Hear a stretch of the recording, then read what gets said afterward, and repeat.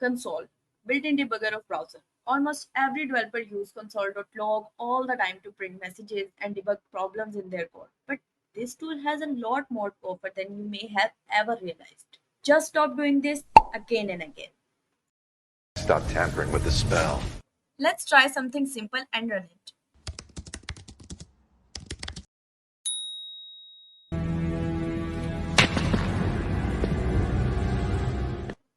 As we can see, the console object has a lot more to offer than the good old console log function.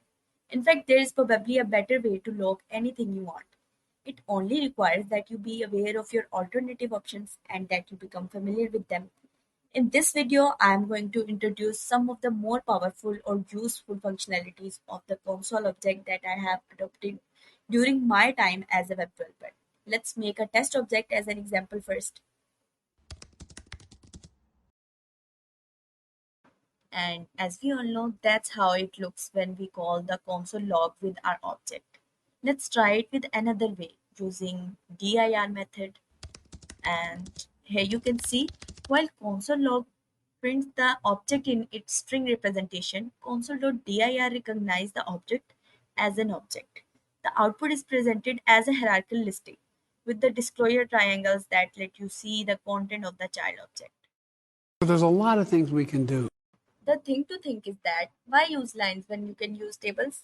We can take this step further by putting all these steps together in a table to make it more readable. Whenever you have objects with common properties or an array of objects, you can use console.table. And here we can use table and the console shows the data in tabular form. One thing to note is that this function takes one mandatory argument data, which must be an array or an object, and one additional optional parameter columns. Okay, I know some of you think this technically doesn't have to do anything with console.log, but it is a part of Node.js console module and it is useful when printing or error or warnings. Have you ever seen these little warnings or error messages in the console output when debugging a piece of code? Well, with the console module, we are able to do the same thing within our code like this. The top line logs are output in the form of warnings and the other as an error. This can be very helpful when debugging your code to display the severity of what's being logged.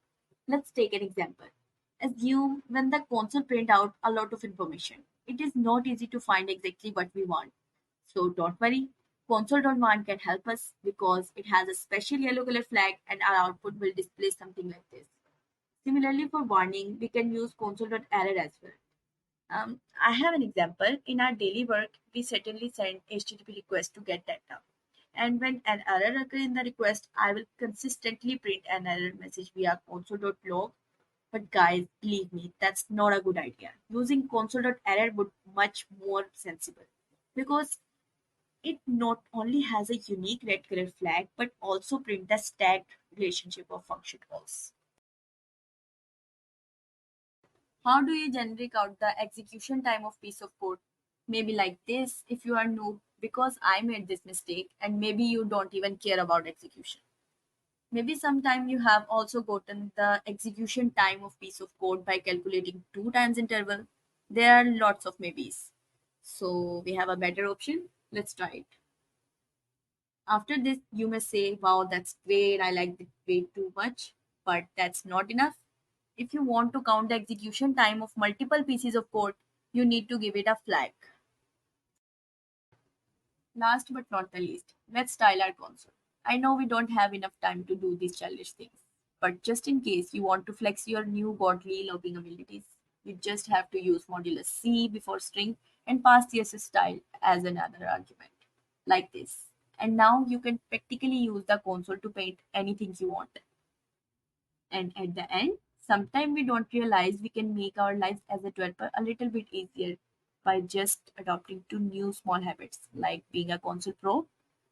I hope you find this information useful. Well, if you like that tip, please go and like this video as well and hit the subscribe button for more content like this.